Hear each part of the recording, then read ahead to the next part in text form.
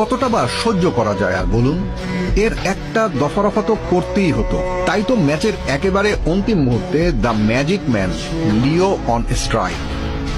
D বক্সের সামনে থেকে মাদ্রিদ দুর্গভেদ, সঙ্গে সঙ্গে নিশ্চুপ হয়ে গেল সান্তিয়াগো বার্নাবোর পুরো গ্যালারি। এটা অবশ্য খুবই স্বাভাবিক ঘটনা, কিন্তু অস্বাভাবিক ছিল সে রাতে কিং লিওর গোল উদযাপনটি। স্বাভাবিক উদযাপন ছেড়ে ছুটে গেলেন গ্যালারির দিকে আর জার্সি খুলে উঁচিয়ে ধরলেন গ্যালারির সামনে।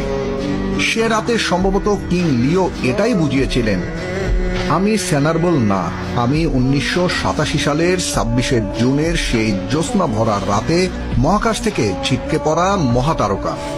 পুরো পৃথিবী যাকে বলে ফুটবলের রাজা লিওনেল আন্দ্রেস মেসি। আজকের পর থেকে তোমরা আর কখনো আমাকে সেনারবেল বলবে না। আর ঠিক সেই মুহূর্তে মাদ্রিদের আকাশের ঘনঘটা মেঘ যেন অশ্রু হয়ে ঝরে পড়ছিল বার্নাবুর গ্যালারিতে। আর মাদ্রিদিস্তারা দাঁড়িয়ে করতালির মাধ্যমে মেসিকে অভিনন্দন জানিয়েছিল। সেই রাতের পর থেকে মেসি যতবার বার্নাবুতে খেলতে গিয়েছিল আর কখনো মাদ্রিদ সমর্থকরা মেসিকে ট্রল করার চিন্তাও করেনি।